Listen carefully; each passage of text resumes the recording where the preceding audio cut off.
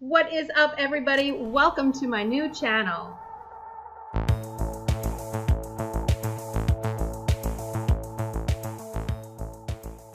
What is up, everybody? I have decided that every week I'm going to be reviewing some poker content, either a poker training website or a poker vlog, and this week it's Solve For Wise turn.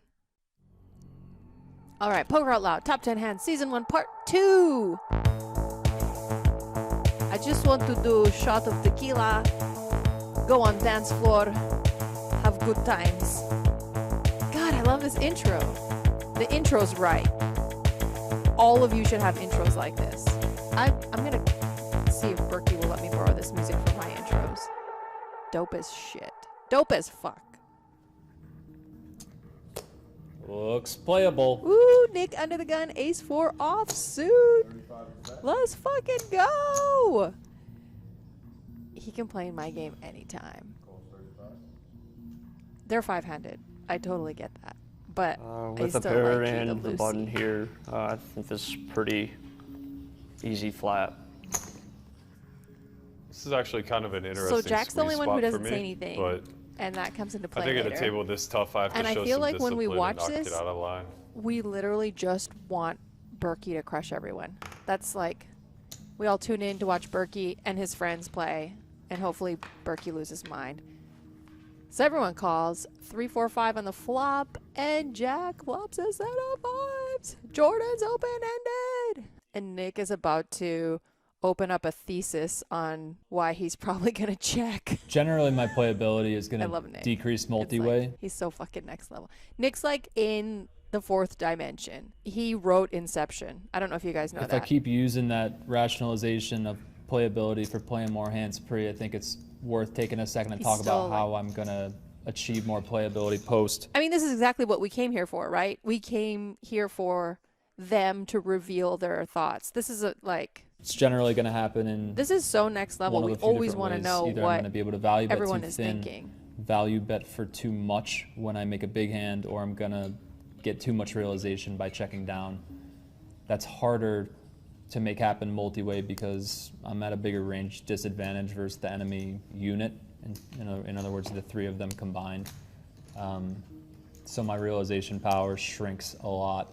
Dead, I flop a way above average texture for this specific hand. It's not necessarily as good as it looks though up against 3 opponents. I think I can get in a lot of trouble if I start building a pot here out of position with how often this board changes from turn to river. So I think I actually just have to take the conservative route here and check and try to use sound bluff catching efficiency across all 3 streets. So I'm concerned my range is a little bit transparent based on not giving any commentary on the pre-flop call. This is so sick. Jack in the hijack. Jack's in the hijack. I love it. Is talking about how his pre-flop commentary is kind of adding some transparency to his range because the recording of the actual game is making them take it to the next level. It's like leveling them. This is so amazing. I'm actually loving watching this because it's almost like capping his range. If his hand was really good, he probably would have talked about it and potentially like 3-bet pre-flop, right? So what? Mind blown. Amazing. I think I probably look a little pair dense because these lower pairs are going to be less of an argument for any other action pre-flop. So that's concerning, but less concerning since I have top set. So this board I need a ton of protection. I think any hand I bet I'm going to be choosing larger sizing, so I'm going to bet just under pot here, for obviously a combination of value and protection. So they check to him, Jack, you have top set. And I think he knows it's going to be transparent. I love that this is just so great. First, I'll start with Jack's flat of Nick's under the gun raise. I think it is heavily weighted towards pairs and mostly pairs, not as many suited connectors, just because I think with the 3 people that are on his left, he understands he's going to get squeezed a lot. So weighting him heavily at pairs, I think that either end of this draw, if I hit, is good. And there will be a lot of cards that I can take this away from him on later streets as well. Jordan, you bring no shame to family. Mother's so proud. You see right through Jack. We know love Jack. We know Jack has set. I anticipate that Nick would have bet with, I actually think he might have a pretty balanced check raise here, or checking range here. So I am slightly fearful that he has a big pair and could check raise, but I still think he has plenty of combinations of hands that are just check folding on this board. But you open-ended.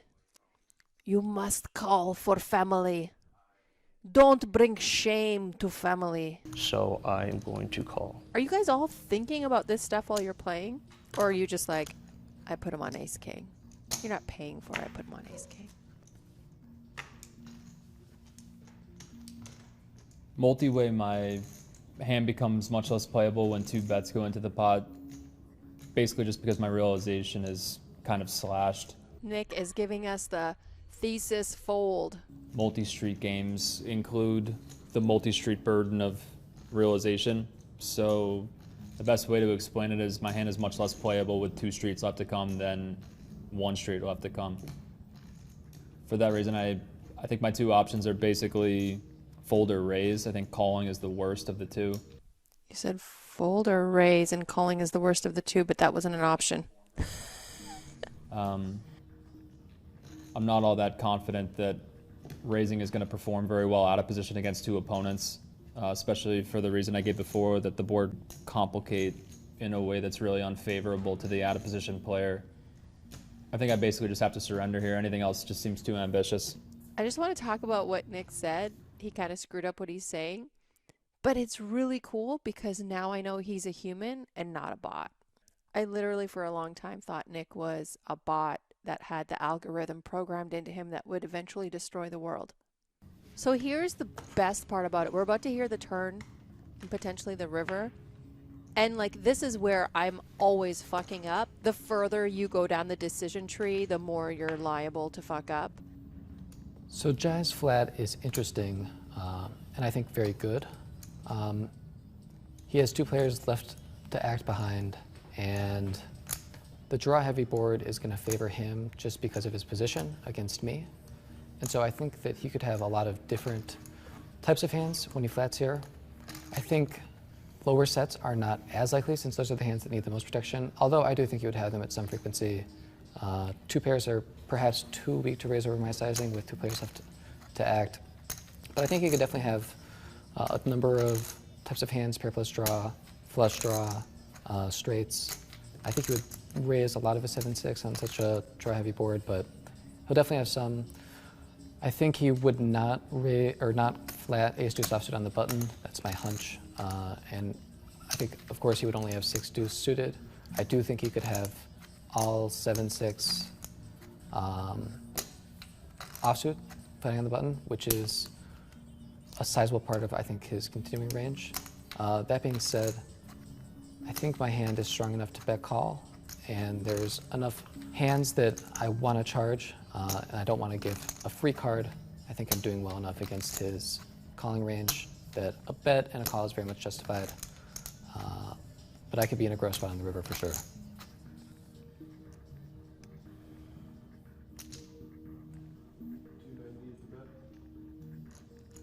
All right, another reason that I call on the flop is because I think that a lot of the time he's going to be checking the turn, especially if he elected to bet a hand like, say, ace jack or clubs or something along those lines. When he barrels again here, I just think that I don't think I have the equity that I need in order to call here. I have 4 outs that I deem to most definitely be good, of which I think it's very feasible Nick could have check folded one of them, and I'm unsure if the deuce or 6 is good. I think he would bet 7s here, and I think he would also bet 6s again. So for that reason, with those still being in his range, I think that I just have to let this go on the turn. I think that a lot of the time a card that is scary for him can come on the turn and slow him down, and I'm able to steal the pot that way. Say for instance a 5 or a 7, or possibly any diamond. Woo! Jack is gonna take it down. Jack and Jordan are my favorite. I don't care what anyone says. I love these two. I'm a fan. You know why I'm a fan? Because Jack and Jordan tell it to you in a way that is edible. You know what I mean? Like anybody could get what they're saying. You don't need to take a university level class to understand them. One thing I want to say is, I don't know if you noticed Christian Soto, they're all wearing headphones that are noise cancellation. And then Christian Soto's wearing these like janky old headphones like from an old iPhone. Are they even like, can he hear everything? Like I don't even know. I don't even know. Like are his headphones noise reduction? I don't know. So I want to know, is it real money? I want to know, are they all wearing noise cancellation headphones? I'm assuming Berkey wants this to play out as real as possible and give us like the best chance of learning something. But I still I don't know, Christian. I don't know about your headphones. I fucking love this concept. This is great. This is how I want to watch live at the bike. This is how I want to watch any live stream poker. I want them to be wearing headphones and I want them to be talking about what the fuck they're doing. Overall, I loved every minute of the show and I think it's brilliant. So let's give it a rating so that we can compare it to other poker training sites or poker websites. So production quality, I'm going to give it a 10. Berkey doesn't go cheap on anything. The production is great. The music is great. Everything about it is very professional, unlike this Polska very much nice video shoot. So we're going to go with a 10. Entertainment. You cannot get better than this. Watching people play poker and hearing everything they're thinking about before they make a move is so entertaining. It's better than any poker show I've ever watched. Even if I'm not just watching it to learn something, but just watching a poker game play out, it's thoroughly entertaining. Education, I'm going to give it an 8 out of 10. I know they've got a few like mid-stakes cash game pros playing in there, so you can really dive into what a typical mid-stakes player is thinking about and potentially exploit that. If you really want to pair it with some higher end analysis, you can watch On Second Thought with Berkey and Christian Soto, and they go into more in-depth analysis and potentially talk about how things may have been analyzed incorrectly within the hand. Either way, you could take that as the more GTO route or watch it and add a bit of exploitative gameplay into your arsenal. Innovation. Innovation is a big thing. I live in Silicon Valley. Everything is innovation.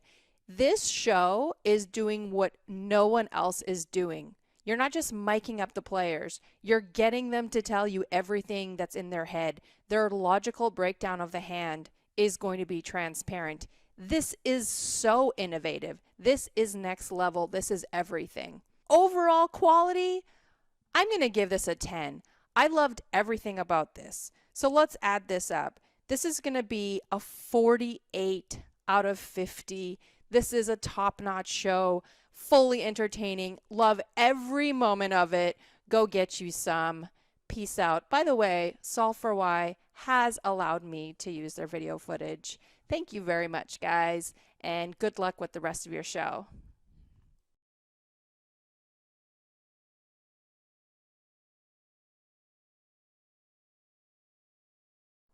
Berkey must get so much action with these hands. Everyone must think that Berkey's four betting with like fucking air. And the fact that he's like, oh yeah, he could be doing this with like tens and jacks. I'm like, I don't know anyone in the games that I play with that are capable of four betting with tens or jacks. They might like fold, most likely call. I see them fucking calling raises with kings. That's a different story. The come to the bay, you'll make money. But like Berkey must get so much action on his big hands. I was gonna stop watching, but Berkey just got kings in the hijack, raises to 50. Zach with queens in the cutoff. I totally want to hear this. This is gonna be so good. So Zach 3 bets to 185. Kings. He said this might incentivize him to have a 4 betting range. You have kings. You have to have a 4 betting range, and kings are in there, and so should like maybe some AC deucey. You gotta have a balanced 4 betting range. I have a very linear 4 betting range, so very linear. Oh god, I just want to see what Zach's gonna do. Zach's about to 5 bet. I've literally never 5 bet and got a fold. Zach's like hoping for a potential 5 bet and then a fold. I've literally, like, in any game that I've ever played, I've never seen that. Woo! Matt's gonna get paid. I don't even... Who calls him Matt? He's so right. He does not have any 6-bet bluffs. No one has 6-bet bluffs. Oh, God, this hand's so good. It's like everything is so good about this show. You guys should run it twice. Run it 3 times. I love this show. I love this show. They take off their headphones to say ship it.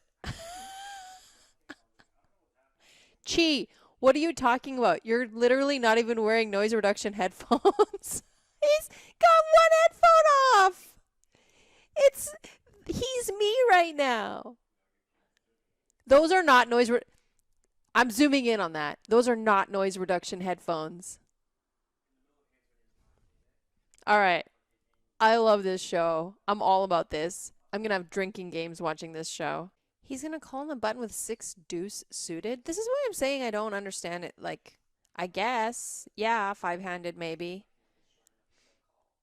I don't know. Like, even in a cash, even in a 5-handed cash game, I'm probably folding 6 deuce suited or not on the button. But I'm fucking terrible.